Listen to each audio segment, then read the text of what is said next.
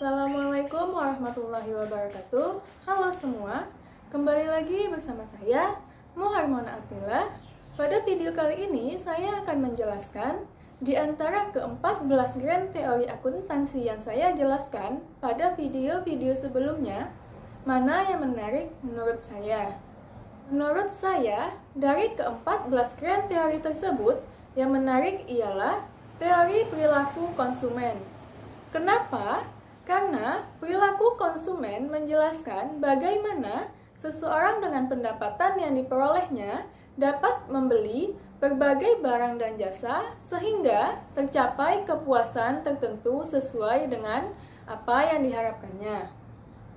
Perilaku konsumen adalah studi tentang bagaimana individu, kelompok, dan organisasi memilih, menggunakan, dan bagaimana membeli barang dan jasa, ide, atau pengalaman untuk menemukan kebutuhan dan keinginan mereka.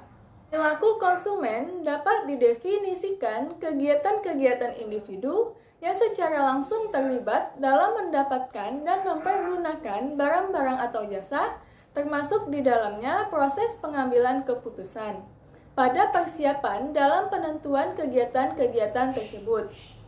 Perilaku konsumen memiliki kepentingan khusus bagi orang yang dengan berbagai alasan berhasrat untuk mempengaruhi atau mengubah perilaku tersebut, termasuk orang yang kepentingan utamanya adalah pemasaran. Tidak mengherankan jika studi tentang perilaku konsumen ini memiliki akar utama dalam bidang ekonomi, terlebih lagi dalam pemasaran. Menurut Sunyoto pada tahun 2012, dalam melakukan konsumsi pasti ada beberapa perilaku konsumen yang bisa dipantau dan dianalisis. Tentu perilaku itu terjadi karena dipengaruhi oleh beberapa faktor. Di antaranya, pertama, faktor budaya, yang di dalamnya terdapat informasi mengenai budaya, subbudaya, dan kelas sosial. Budaya adalah faktor dasar yang paling menentukan dari keinginan dan perilaku individu. Perilaku individu dapat dipengaruhi dari lingkungan, keluarga, dan institusi lainnya. Subbudaya merupakan lingkungan yang lebih kecil yang memberikan identifikasi dan sosialisasi secara lebih spesifik untuk partisipan dalam subbudaya. Kelas sosial merupakan lingkungan yang memiliki tingkatan cenderung setara dan bertahan lama dalam suatu masyarakat yang saling berbagi nilai, minat, dan perilaku yang sama.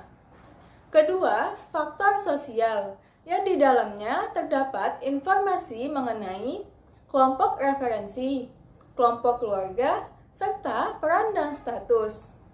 Kelompok referensi merupakan kebutuhan kelompok yang mempengaruhi secara langsung atau tidak langsung terhadap sikap dan perilaku.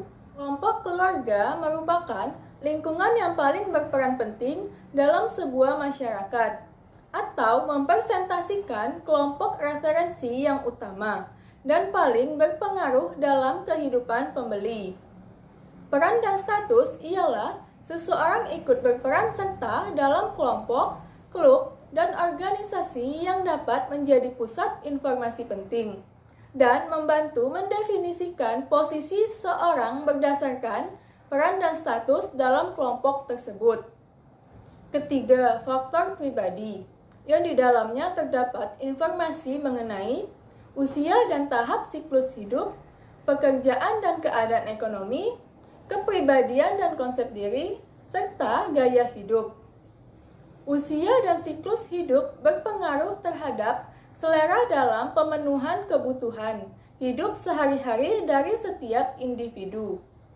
Pekerjaan dan keadaan ekonomi, pemasar harus berusaha mengidentifikasi kelompok pekerjaan yang memiliki minat di atas rata-rata terhadap barang dan jasa tertentu.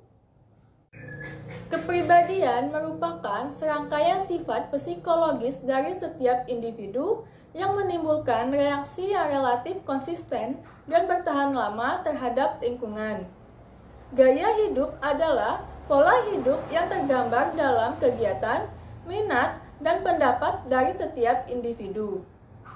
Keempat, faktor psikologis, di mana di dalamnya terdapat motivasi, persepsi, pembelajaran, dan memori.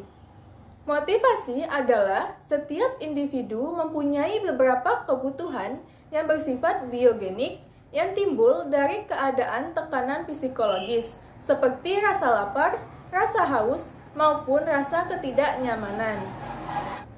Persepsi merupakan suatu proses ketika seseorang memilih, mengatur, menerjemahkan informasi yang ada untuk menciptakan gambaran dunia yang berarti. Pembelajaran dapat memberikan perubahan dalam perilaku individu yang berasal dari pengalaman hidup. Memori terdiri dari memori jangka pendek dan jangka panjang.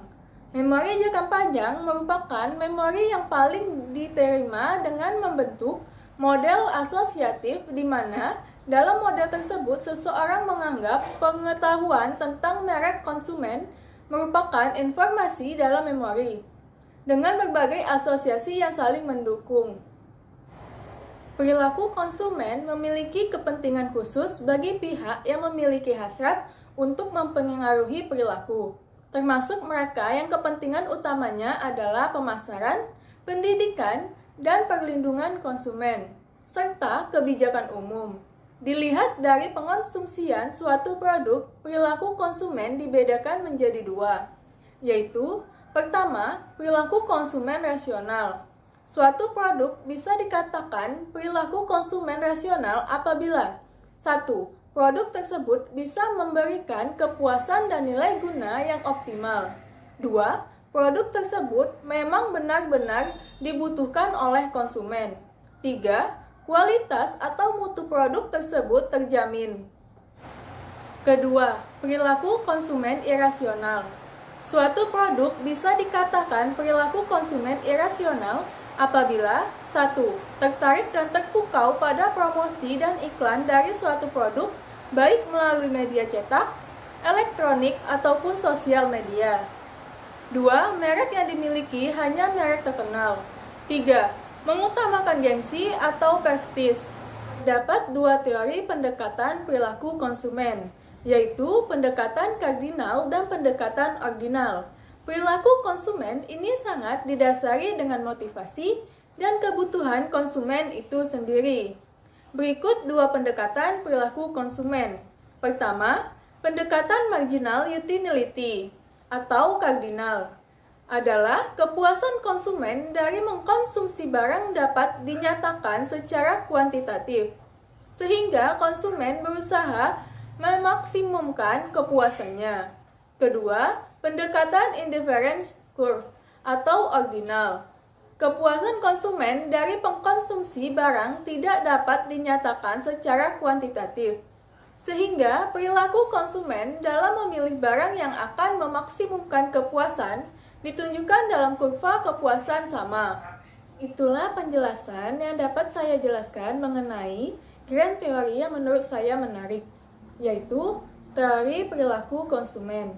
Kurang lebihnya saya mohon maaf. Wassalamualaikum warahmatullahi wabarakatuh.